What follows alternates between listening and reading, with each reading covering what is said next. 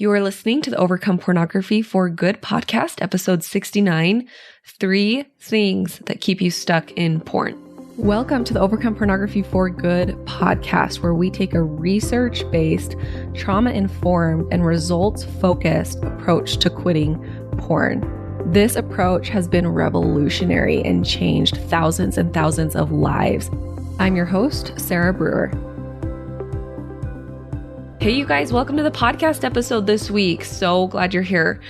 I'm losing my voice a little bit, and so hopefully it sticks around for this podcast episode. If it's a little scratchy and anyways, I'm trying to talk directly into the microphone so you can hear me okay. Before we dive into our content today, the 3 things that will keep you stuck in porn that I want to address with you, these are things that I've seen come up recently over and over and over again, things that, when I do my group coaching calls every single week with everyone in the program, this is what I say to them. I say, these group coaching calls are so, so valuable. In fact, a lot of people like them more than one-on-one and private coaching.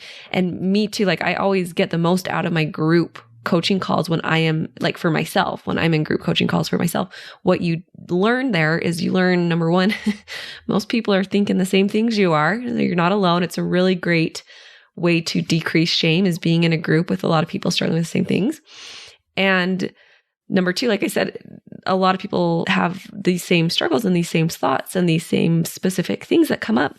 And you can always apply them to you. They're always applicable to you. You always come to a call and you get so much from it, even if you don't actually want to talk and actually be coached. I've had so many people quit porn just from listening to the calls, not even coming and getting coached themselves, because it's just so applicable. And honestly, our brains were a little bit less resistant to change if we're not on the hot seat sometimes, you're on the hot seat and you're the one who's being coached and being vulnerable and talking to. It's an amazing, beautiful, super powerful thing you can do for yourself. And sometimes your brain isn't as open to changing because you're feeling nervous or feeling a little bit more resistant because it's your brain and your thoughts. And so sometimes it's so helpful just to listen too, right? Both are helpful. Both are helpful. There's a place for both. So I want to talk about those. Before we dive into that, though, I want to share a win and take a minute and celebrate a win that you have had for yourself this week. This win is from a client in my program. He said, I have a long-standing habit of looking at porn and staying up late whenever my wife works a night shift. I felt like I was incapable of taking care of myself without her there. This week, however, I decided to recruit that managerial part of myself that's always yelling at me to be better. I had an internal conversation with that part. So good. So what he's saying here is he notices there's this part of him. If you think of Inside Out, if you've seen that movie Inside Out, there are all those different parts. There's the happy part, the sad part, the angry part, the jealous, envious part. And he decided he's going to have a conversation with this part of him. So he said to this part that's always yelling at him to be better and hey, be better, be better, be better. He decides to talk to this part. And this is what he says to him. He says, hey, the shame isn't helping us be better, but I could use your help putting my phone away and going for a walk when I have an urge and doing my bedtime routine on time this Friday. He says, having a conversation with a part of myself might seem a little weird, but it was just the emotional processing I needed to feel like that shaming part of me was finally on my team. Oh, I love it. So I did my stretching routine. I watched a movie with my brother in the evening instead of being alone. And I actually went to bed on time and I didn't look at porn. I felt that part of me encouraging me to just do that thing that I know is good for me. And the success was intoxicating. I cleaned my house and took a bigger role in taking care of the kids. I'm excited to process urges now. Thank you for your work making the program and helping people like me. Yes, I love it. I feel like I need to have a whole podcast episode on this idea of speaking to yourself and speaking to these parts of yourself. And for those of you who have that part of you that is really shamey and yelling at you to do better, we don't just have to ignore it. And what we don't want to do is shame it for shaming you, right? You imagine this part, you don't want to be like, shut up. You're so dumb. Stop shaming me. No, we can talk to that part with love and have a conversation Be like, oh, what are you trying to tell me? I see that you're trying to help me do good things. Thank you. And can you help me out in this way instead? Oh, so good. Okay, so let's dive into these 3 things. 3 things that keep you stuck in porn. Number 1 is looking after you've slipped up with the excuse that's like, oh, I already slipped up, so I'm just going to view again. We'll start again next week. And so as soon as Monday rolls around, then I'll take it seriously again, but I'll be a little bit in and out until Monday or whatever, right? You know, a lot of us do this. And what this is a form of all or nothing, of this all or nothing thinking. So many of us have been conditioned to think and act in a way that is all or nothing. So I'm either all in or I'm doing nothing. Either I'm all in and quitting porn, or I'm doing nothing and I'm just giving into all the urges. Either I'm all in, I'm doing all the work in the program, or I'm doing nothing in the program. And what I always encourage is that we work on getting rid of this all or nothing thinking. It doesn't work. Right? I'm going to quit porn cold turkey, or I'm not going to quit porn, right? And especially even, you know, with program work, doing a little bit, doing 1% is much better than being either all or nothing. And so the truth is, if you're looking after you've slipped up and said, oh, okay, well, I'll try again on Monday, or I'll try again tomorrow, whatever, that is putting yourself back, and that's harming your success much more than you realize. Okay, of course, I encourage you, yeah, we're going to get back on track and we're going to try again. But if you're using that as an excuse to be like, oh, well, we'll try again next week, instead of trying again right now, that's keeping you stuck.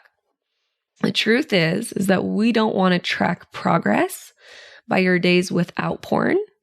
We want to track progress by the number of urges that you successfully process. And guess what? That means it doesn't matter if you already viewed porn that day. You can still be making progress even if you viewed porn 5 minutes ago. It can still be a successful, progressive day if you're processing urges. It doesn't matter if you viewed porn that day. So the all or nothing comes in when you're like, oh, I already viewed porn today, so we'll try again tomorrow, and I'm just going to finish viewing and, you know, listen to these urges and react to all these urges for the rest of the day. That is also a bit of binging behavior that comes from this all or nothing thinking. And the truth is that like those times that you look at porn are important. The more we view porn, the more we want to view porn. And so I want you to imagine when you do this, it's like you're climbing up a mountain and you're like, oh, I'm tired, I need a break. And then you start walking back downhill, right? No, like if you need a break, that's fine, but let's just stop and rest. Let's not go back downhill. Or it's like if you slip up and you stumble on the path a little bit, you're not like, well, I'm just going to stumble back down. No, you're going to stop, rest, and then you're going to keep going when you're ready. We don't want to start walking backwards. And if you do, like if you've done that, like, no need to beat ourselves up for that. You can still keep going up the mountain. You can still make it, but it's going to take a lot longer if every time you stumble, you walk backwards for a little bit. Like, let's just stumble, be okay with the stumble, take a rest for a minute, and then keep going when we're ready. This looking after you've slipped up, it comes typically from this mindset that's like, oh, my days without porn is what's most important.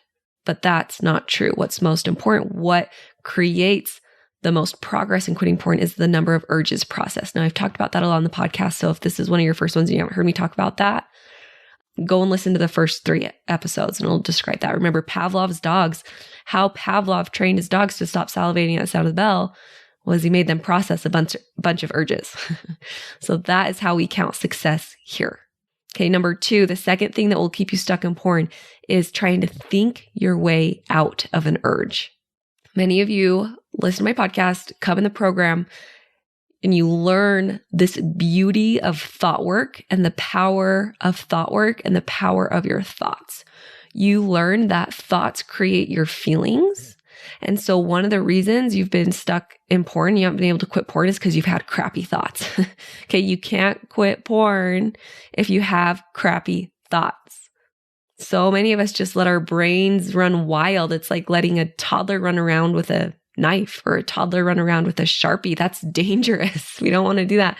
And when we're not used to looking at our brain and letting our brains just think whatever is thrown at them and believe whatever is thrown at them, it's a dangerous place to be.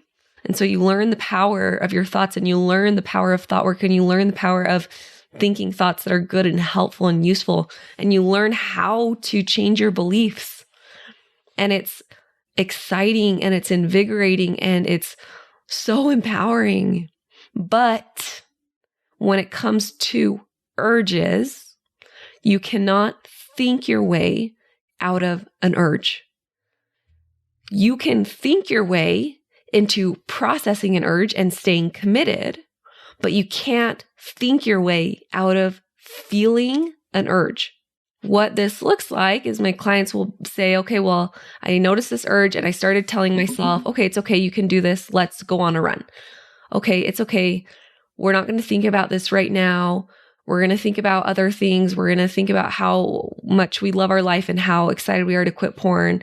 And we're going to try to think our way out of this urge. Now, those are all great things to think. Yes, let's have our brain go there. Let's have our brain go there. But if the purpose behind those thoughts is to make the urge go away, what that really is willpower.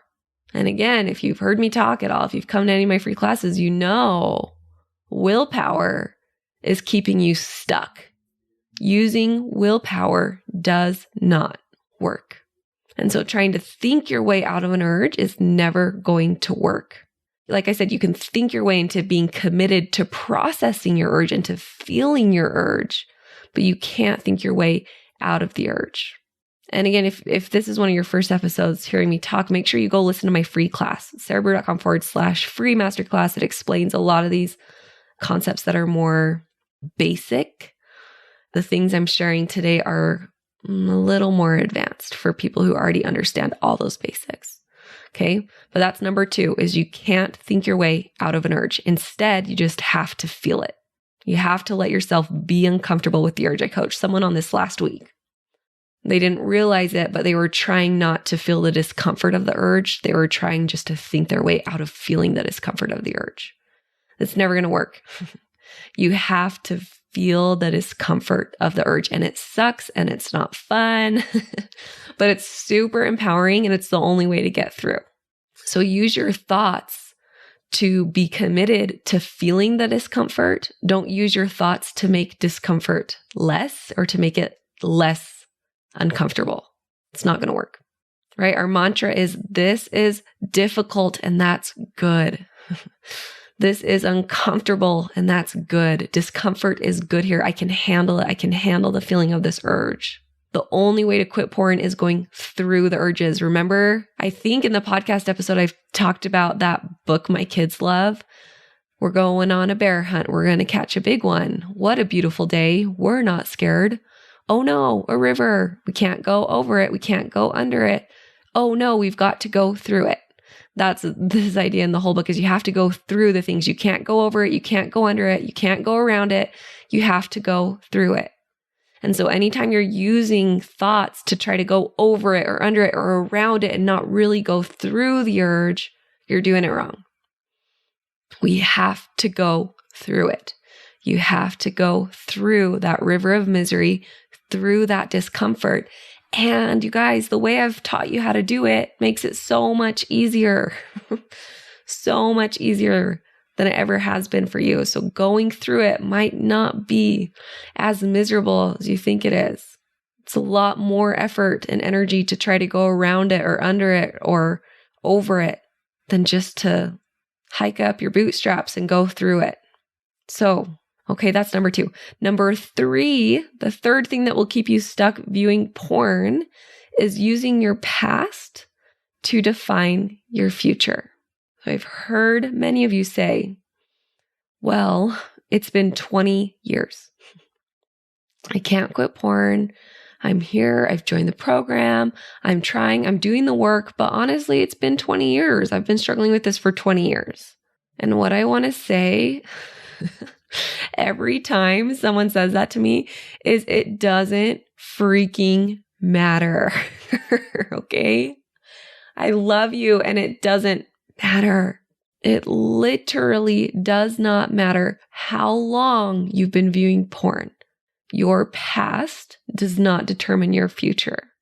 And we learned that very clearly in that interview I had with Quinn, right? Struggled with porn for 50 years, but he never made that mean, oh, I have to struggle for the next 50 years. No, he was able to quit and quit pretty easily once he got in the right mindset, and learned these skills. Your past means nothing about your future. I want you to think about it this way. This is a little like woo-woo-y, but I like thinking about it this way. So your past exists in your brain. Think about that. Right now in this moment, all you have that is real and tangible is the present. You do not have your past. Your past exists in memories. Okay? All we have right now is the present. And this is true, right? Think about an old Christmas. You and your siblings will remember that Christmas differently. One sibling might be like, that was the best Christmas ever. And another sibling might be like, no, don't you remember mom and dad were fighting? That was the worst Christmas ever. What our past is literally our thoughts in this moment. Okay? Our past is just our thoughts. And that's why people have different, ideas of past events. It's not objective. It's subjective. It's how we think about things. And our future is just our thoughts too. Our future exists in our brain, and we don't have it right in this moment, just like we don't have our past right in this moment. And so our future exists in our brain too. And so our future can be just as real as our past because they're both just thoughts. Okay, are you with me? Your future can be just as real to you right now as your past is. You just get to choose which one you want to live from and which one you want to make decisions from. They're both thoughts. Your future is just thoughts. Your past is just thoughts. And so you get to decide which one you're going to believe in and which one you're going to make decisions from and which ones you're going to live from right now. So it doesn't matter if the past 20 years you've been struggling with porn. For the next 20 years, you can be completely free from it. You just have to decide that you're going to live from that future place instead. And, for those of you who say, well, I've never done it before. I've never quit porn before. What makes me think I can do that in the future? I always think that's the funniest in the most loving way. I think it's the funniest excuse that we have for not doing things, right? People are like, well, I want to run a marathon, but I've never done it before. So I don't know. It's like, of course you haven't done it before. That's kind of the point. That's not a logical reason for you not to do it right now. Of course you haven't done it before. Or, I do want that raise. I do want that promotion, but I've never done anything like that before. Like, of course you haven't. Of course you haven't. You just haven't gotten to that point in your life yet. Like, think about a baby learning how to walk. What if they were like, well, I want to learn how to walk, but I've never really taken more than 3 steps at a time. You'd look at that baby, you'd be like, who cares? You can learn. That's the point. Of course you've never learned how to walk yet. You're a baby. You can say that to yourself. Of course you've never quit porn before, but now you're going to. Of course you didn't quit porn in your past. You didn't have these tools. Now you do. You didn't have the program. Now you do.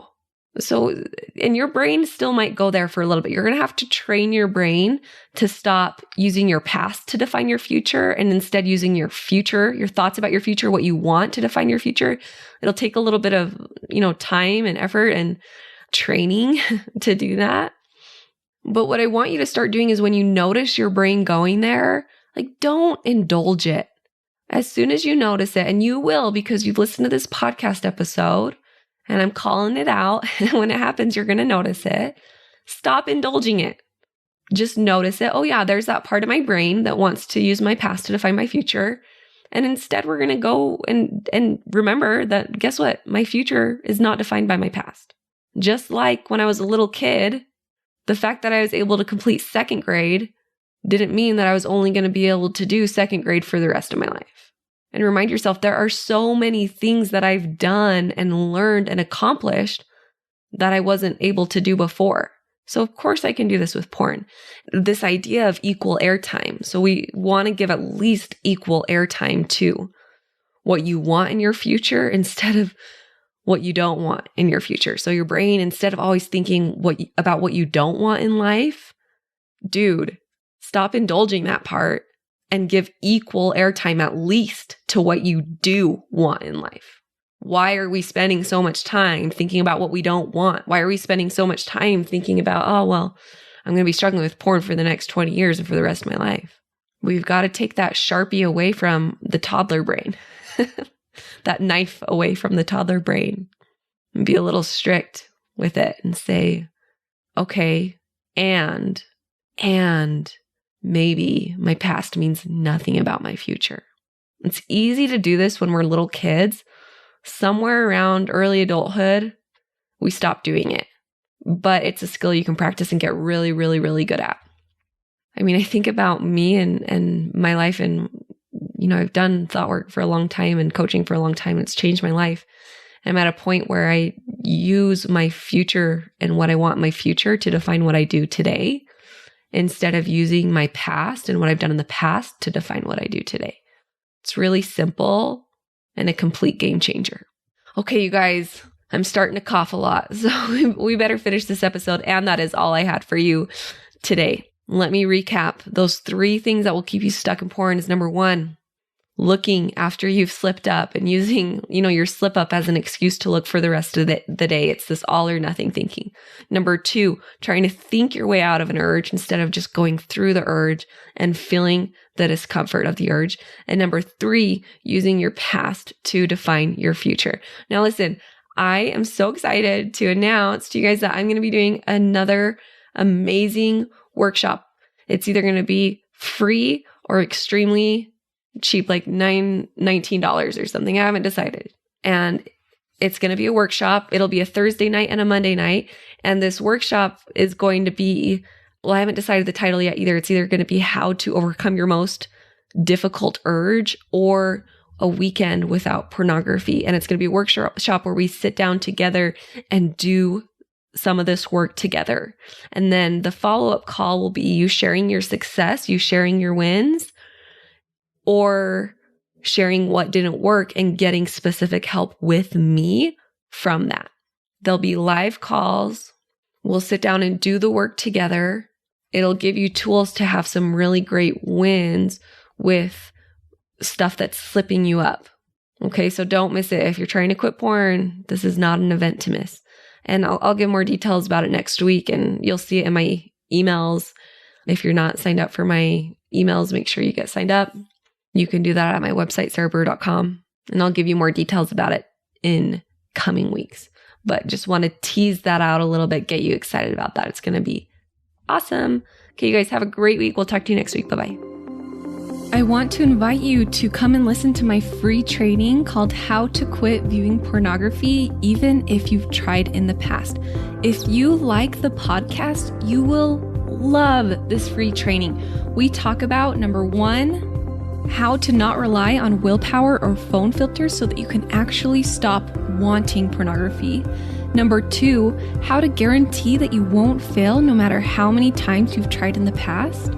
And number 3, how to feel good about yourself while becoming someone who doesn't struggle with pornography. You can access this training at sarahbrewer.com/masterclass.